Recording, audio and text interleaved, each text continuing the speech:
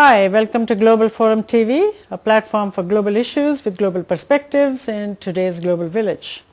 In this segment of Global Forum, we continue with the series India 2025, in which we bring you eminent personalities from India to share their vision, opinions and views on India 2025. Today in our studio we have one such person. His name is Kuldip Nayar. Kuldip Nayar is an eminent journalist, and he is a front-rank journalist. He is a well-known writer and very erudite editor. He was educated in Northwestern University in the USA. After that he got a doctorate. He has been a renowned journalist who has held several prestigious positions in newspapers like The Statesman, The Indian Express, besides heading the United News of India UNI, a premier news agency. Mr. Nayar was India's High Commissioner to the United Kingdom. He was the correspondent of The Times, London for 25 years. He retired from the Rajya Sabha in August of 2003.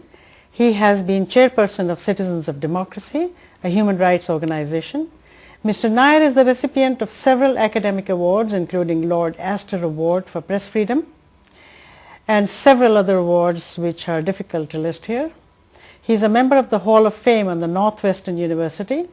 He is a prolific writer and has numerous works to his credit, including Between the Lines, India, The Critical Years, India After Nehru, In Jail, Report on Afghanistan, Tragedy of Punjab, India House, The Martyr Bhagat Singh, Experiments in Revolution. Mr. Kuldip Nayar has been a prolific journalist for the last 50 years now, and his syndicated column is published in more than 70 newspapers all across Asia. Welcome to Global Forum, Mr. Kuldip Nayar. We have some questions for you, and one of them is, how do you see India on the world scene today? Well, India, if I can see today in the eyes of the world, where it used to be always talk of Maharajas, now markets are being mentioned. Where it used to be backwardness, now the growth rate is being talked about. Where it was all the time disease, hunger, now email or this software and other things are now in the fore. So India is now being considered not an underdeveloped country, a developing country, but almost which is in the forefront of countries which would be developed in the next few years. What is India's globalization strategy, and where do you see India in the next 20 years by 2025? Well, India, here we have now in two Indias, in the sense the government is all for globalization. But there are very serious voices, very political parties opposing this kind of thing. We want globalization, yes, but we want globalization with our perspective in view. And our perspective in view is that there are small people here, there are people in the field and factories, and so we do not want them to be squeezed out. Unemployment part should be primarily for us. While we would like to go ahead with the globalization, but we shall see that there small man in the shop or a person who is an artisan himself, so they should also be saved. Okay. So it will be globalization with the human kind of consideration. Where will India be in relation to regional and superpowers in 2025? See, now as far as regional powers are concerned, now let's see in this region which can be the regional power. Regional power can be China, which is more than a regional power, it's a developed so regional powers could be some powers getting together in the West Asia, that could be a regional power, Iran or Iraq or South Korea. Don't see that possibility. But if you are talking of regional powers of Africa, so I am just our South Asia, ASEAN and others. I think India's relationship with the regional powers will be very intimate, will be very close in the sense that they are from the same region and they understand our problem, and they not only understand our problem but also live those kind of problems. So that I would say that regional powers relationship would be very close, and I hope that someday we in India will be a power, not India only, but a power from, we shall have from Afghanistan to Burma is some kind of a common market and one visa, one passport.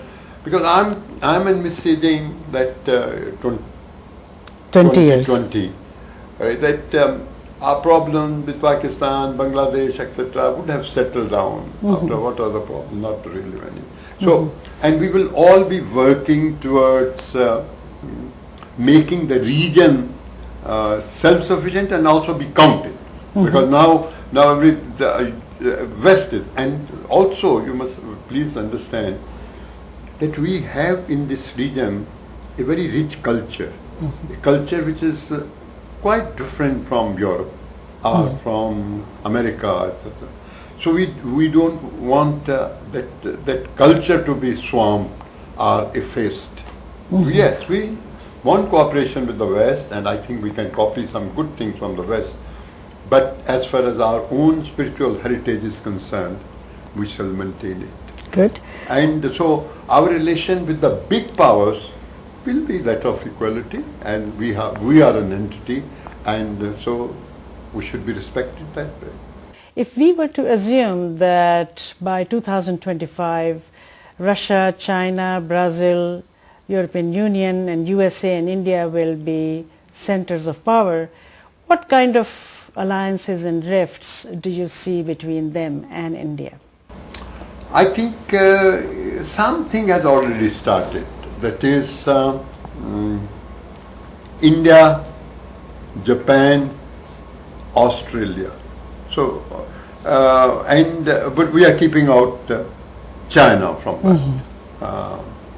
And China has protested against it. Why not? When I said India, I am talking of now India, a bigger India, where we'll be also having cooperation of Pakistan. Though I believe China is trying that Pakistan should be weaned away from this kind of arrangement, and West is. And also you must please understand that we have in this region a very rich culture, a culture which is quite different from Europe or from America, etc. So we don't want that culture to be swamped or effaced. Yes, we want cooperation with the West, and I think we can copy some good things from the West. But as far as our own spiritual heritage is concerned, we shall maintain it. Good. And so our relation with the big powers will be that of equality, and we are an entity, and so we should be respected that way. If we were to assume that by 2025, Russia, China, Brazil, European Union and USA and India will be centers of power, what kind of alliances and rifts do you see between them and India? I think something has already started. That is India, Japan, Australia. So, but we are keeping out China from that. And China has protested against it. Why not? When I said India, I am talking of now India, a bigger India, where we'll be also having cooperation of Pakistan. Though I believe China is trying that Pakistan should be weaned away from this kind of arrangement and come to that. But power of center, I see China, India, then I don't think ASEAN would make it, but I do think that some kind of combination in West Asia would come about, in Africa would come about, in other parts, Brazil and other things. But these all points will not be antagonists to each other. They will be probably having some cooperation. Where I find America not fitting is because America of today looks like a country which has lost its old traditional democratic values, which has somehow become illiberal, which somehow is thinking that what they are doing right, and in the name of terrorism they are really also crowding out some liberty. Individual liberty used to be a big pride of America. So America would be, unless they don't wake up, I think these parts will be much more open, democratic than I see today's America. Okay. And West would, and Britain would be just a carbon copy or hang around. Okay. If not poodle. With which country do you see India's rift in the next 25 years? Next 25 years our rift is going to be with China. Okay. China, because both are joints and both have the same area for influence. It would be also in this way that we are two systems. We democratic, they authoritarian or controlled. So it would be seen in the world that whether you can go ahead with democracy or whether you have to have some authoritarian system as China has. My feeling is that, and also our quarrel may be over the borders because we have not sorted borders with them and they are claiming the territory which is ours or which we believe is ours. So that I think our trade etc. relationship will go on, because they wouldn't come to a clash, but that we would be progressing on our own way, they were, and so each would be trying to influence this region. But So we do have a defense pact with them. With China? No. No, we don't. Okay. No, we don't have that. And I hope not. Okay. So we are having some joint exercises. Okay. Joint exercises, yes. But no, because unless China also becomes a democratic country, Right. open society, Right. that I don't see happening in the near future. But China is benefiting despite the fact that it doesn't have democracy. No, benefiting because it's the darling of America. Okay. It's the darling of the West. Because to them, it doesn't matter what system is there, what kind of it. To them, where can we make buck? What issues will define the relationship between these powers? Will it be water, oil, energy, population, markets? I think most of these problems will be there, but at least first would be definitely water. Water. Water is a scarce commodity in India, is already a problem, and it would be. And from water then you go to the environment, the climate, all these things will go. I think the main problem is going to be water, and of course then the oil will come into the picture because oil is very limited and everybody will. So our problem is with these kind of countries, unless we can pool some resources under the UN or some other organization, but it doesn't seem to be happening because the West is determined to have to exploit all these Oil things, fields. green emission and things like that. So they are not really thinking of the other countries. They will have to think of it. What will be India's major strength in the global village? Our major strength is going to be our system, our democratic pluralistic system. See, Even though we lack the infrastructure? no, infrastructure is for economic reasons. Okay. I'm not saying that. That of course we will be having or struggling to have. Okay. But if you have this thing basic, you are bound to have other. So the basic thing is that this 1 billion people or more staying democratic and pluralistic, secular. I remember when I was India's High Commissioner in London, and Mrs. Thatcher was the Prime Minister. So Mrs. Thatcher had gone to the Soviet Union. So on her return, I asked her, "How is Mr. Gorbachev?" She said, "Gorbachev says, the country is slipping from my hand. What do I do to keep it together?" She said, "Go to India. See how for centuries, different regions, different religions, different standards of living, languages, area. I think our strength is our diversity. And if we are able to keep that way, it's keep the society open, democratic, pluralistic, and then we go on pushing, I think that is our main strength." Despite the fact that India has a large, growing and dynamic middle class, about 300 million strong, there are as many people who are underprivileged. Where do you see them in 2025? Probably, if not 300, at least 250 million people would be destitute under the poverty line. My feeling is that now something is trickling down, not to that extent, but the consciousness is coming there. The civil society is feeling that, look here, you cannot have two Indias. I think it was very going to depend upon the civil society and on the government.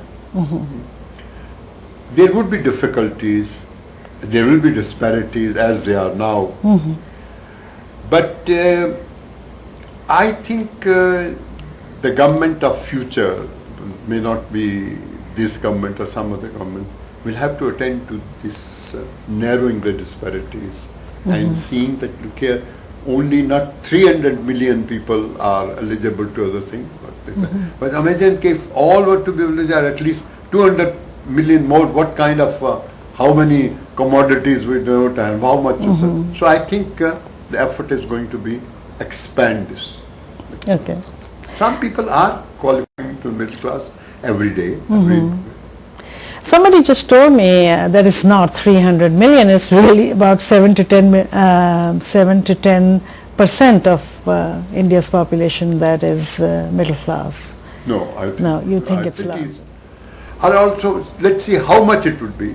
1%, even not 1% of the population, which would mean 1% would mean 1 million.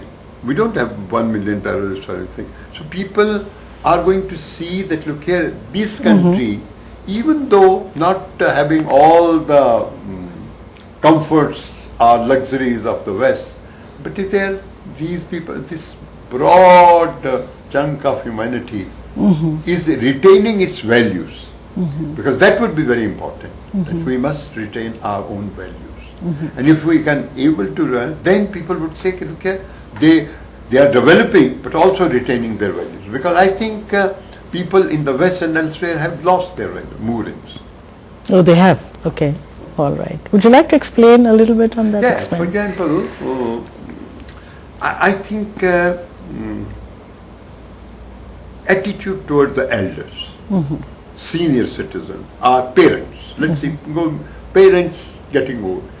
Here, any child who does not keep his parents in his home if they are wanting to, will be looked down upon. People say, how can he say that? His son or his daughter are here and they are still in the old home. So there is an attitude. There, as soon as they put them in the Right. So I think at the same time, we are seeing an emergence of senior citizen homes and old people's homes coming up. Yes. This again is a little bit city phenomenon. Yeah, it's not really. it's not. To what extent India's fault lines like caste, region, religion and class will be a limiting factor in its rise to superpower? Yes, I think caste is a big curse. Hindu society has not been able to do anything about it.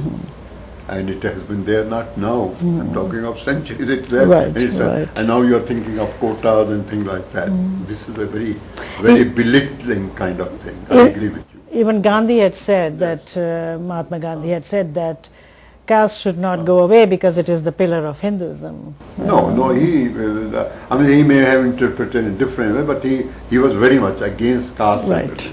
Because I remember when I came from Pakistan and went to see him and hear him, he said two things. He said, okay, if you do not demolish caste, this society cannot go on. And if you do not demolish this communalism, this country wouldn't go far.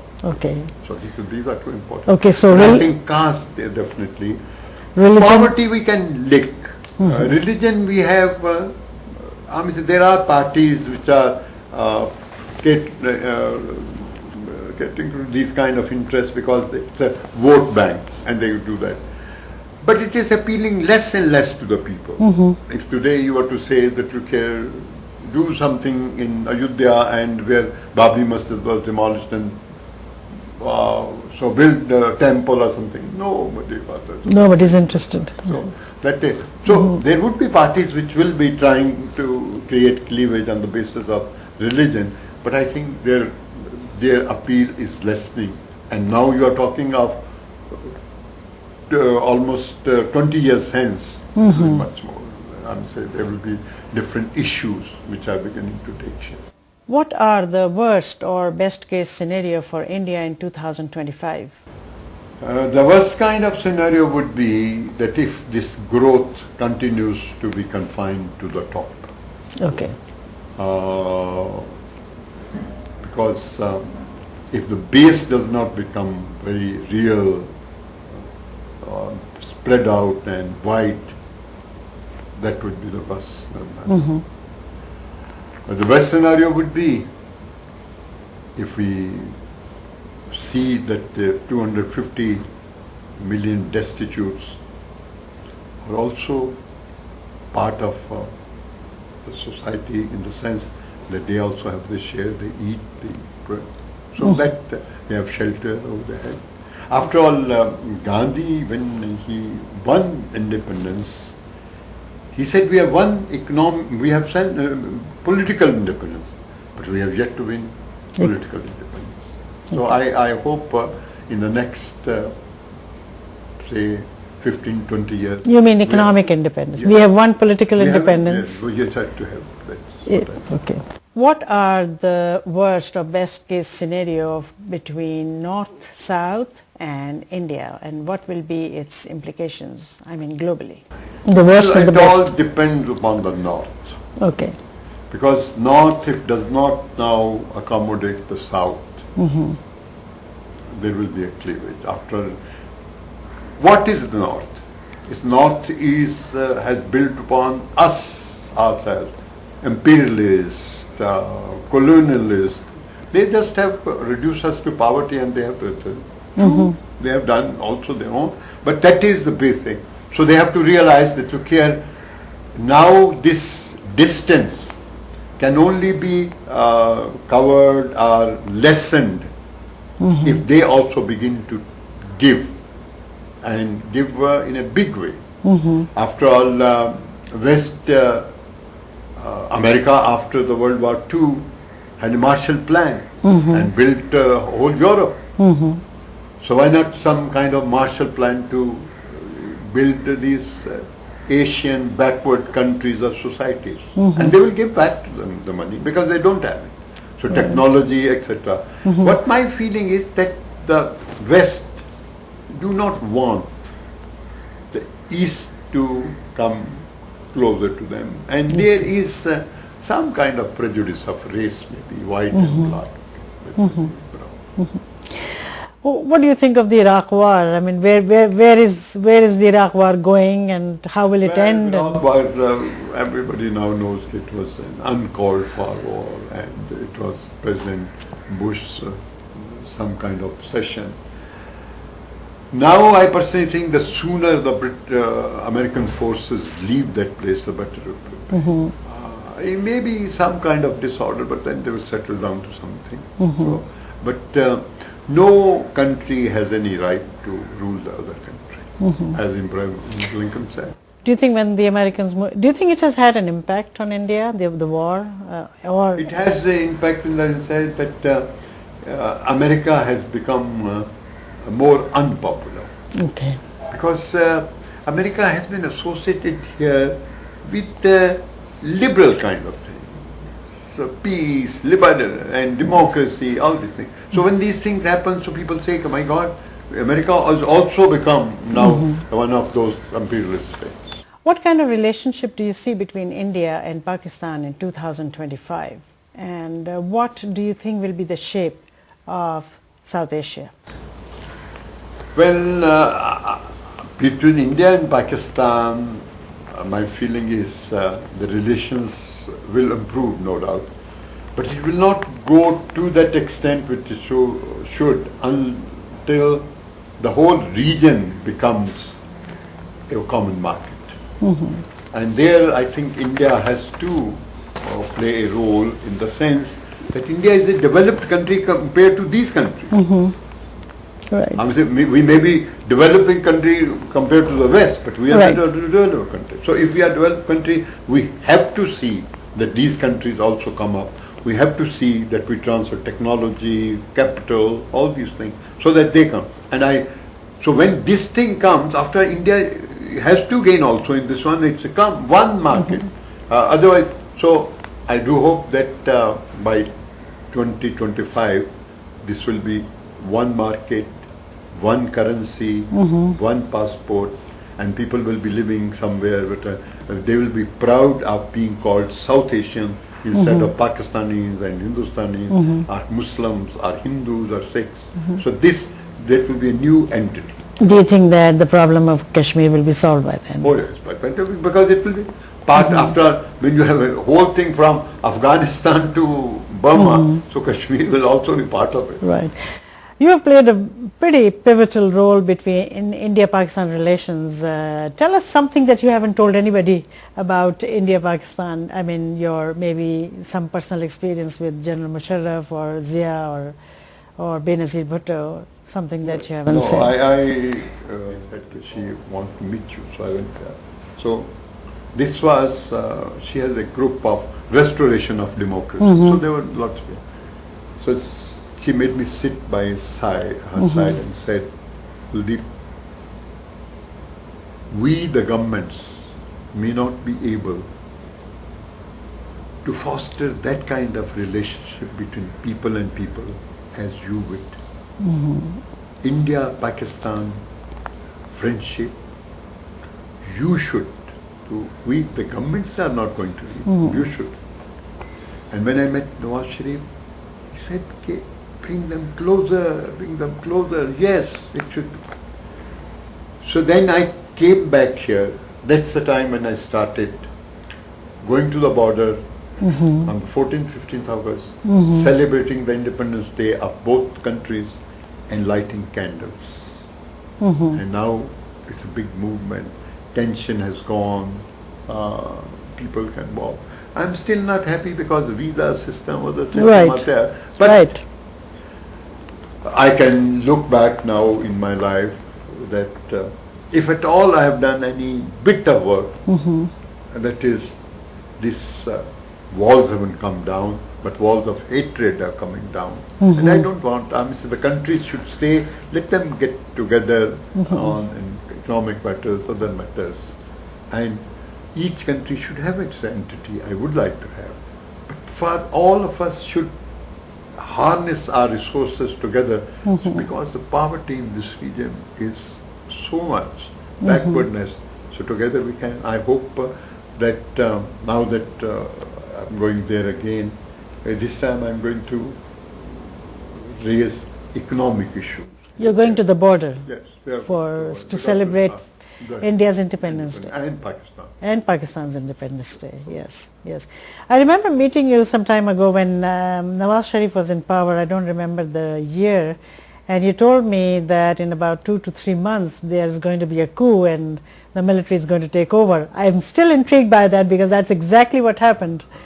And because I follow Pakistan thing very much, I read, I appear there, I go there very often. But you didn't have any liaison or anything? No, absolutely. I keep away from governments, whether my own government or that Pakistan. Well, your prediction was right on the ball, so that is why I wondered, and I'm still wondering after 10, 12 years, how did you know, because it happened exactly in that month. Where do you see the largest Indian minority, the Indian Muslim, in relation to India's march towards superpowerdom in the next 20 years? These the Muslims are part and parcel of India. They are not really part of any other country, and I do not believe that Ummah is superior to the country. I think the country comes first and the Ummah and Muslim are coming. So yeah, so I am thinking that these Muslims, they are already lots of them in the countryside, but it is something happening in the cities, and that also because there is a political party here which goes on hitting Muslims, saying all these kinds of things. So I am hoping that in 20 to 25 years, Muslims will have an entity in this country, but they will also have the same kind of powers as they should have under the constitution. After we are all citizens, right? I have one vote, India has a vote. So I do not think that the religion by then would be counting that much that the Muslims will feel separate, aloof, or distant. I think for that the Hindus have to try, the civil society has to try, because when the chips are down, still Muslims get the brunt of it. Right, right. And you know, when I crossed the border, I came to India, I said to look here, come what may. I had seen a lot of killing in the name of religion. You know, 1 million people killed. Yeah, during the partition. So when I crossed the border, I said, where I will light candles the day after, that the new India, which are we going to build, nobody will be killed in the name of religion or caste. But when Gujarat happened, I just couldn't believe my eyes. So we have to work hard, and I hope by that time we would be. What do you think the Muslim have to do, Indian Muslim has to do, to be able to join the ranks of Indians who are moving so fast ahead? वो भी Indians हैं. I don't say they are also Indians. That is, some Indians have remained little backward, some have gone forward. So I would say, and quite a few Muslims are also very. They are editors. They are they're very technicians. That is not what we are talking of. The community as such, it is education. Since they have left behind education, so that is one. And two, this sometimes they do things like Taslima was here, that Bangladesh author, and just attacking. These kind of things then become handy for Hindu fundamentalists. Right. So that Indian Muslims, it goes to the credit that whenever there was a call of jihad in Afghanistan, not a single one went there. So they are part and parcel of India. And I am, so when you are saying what they should, I personally think more education and just keep away from all this Al-Qaeda, Taliban, because these are all people are trying to really destroy the society and try to balkanize India and harm India. They are Indians, so they must stay, and they should see that they do not prosper or they do not go further. So I would say, and that one, so there would be this, that education and some kind of serious thinking on the part of Muslim organizations. Right. Just look here, if this thing happens, then this Hindu chauvinists will come, will make a life more miserable. So that is not the way out. Okay. Do you think it is because of lack of leadership among the Muslims? Lack of leadership, lack of liberal ethos, lack of education, so many things there. And also poor, they are living in backward areas, etc., slums, etc. They don't get the opportunity to meet others. And yet you see Muslims excelling when they are given a chance. Look at the film scene, look at the music scene, look at the dance. So they have, but see, for many years they have suffered because of this hangover of partition. Now it's lessening, the baggage of the old is being dropped, so history. So now it's but still, as I said, that they, and on the other hand, the mainstream, the Hindus, will have to do something to retrieve them, to get them out and see that they should really are part and parcel of the nation. Will India be forced to change some of its norms, attitudes and values with the view to the greater march towards globalization? It's a big challenge. I don't know whether, because I do find that in cities the Western culture is being copied. Though still we are retaining some, I don't know. My feeling is that ultimately we probably will find some kind of mixture. We would have certain things of the West, but shall be able to retain certain things of the East. Right. Because see, if we also ape the West and we become another part of the West, or another person, in the Bible, it's written that someday people from that area, from the West, will come and see the East. If but the East by that time was also at West, from where are you getting the new inspiration and new things? I hope that we would be able to retain those kind of ideas. Okay. What is about the change in Indian values or norms or attitudes that you absolutely dislike? Well, first is survival of the fittest. Okay. We never had that kind of thing. All right, the weak goes to that wall. We had sympathy, concern, compassion. Think, what was our after all, family, large family. We were very proud of that together. Maybe one member was not earning, but otherwise, so it was together insurance kind of thing. That was one. The second thing was that this money did not really bother us so much. We had whatever we want. Okay. We never had that kind of thing. All right, the weak goes to that wall. We had sympathy, concern, compassion. Think, what was our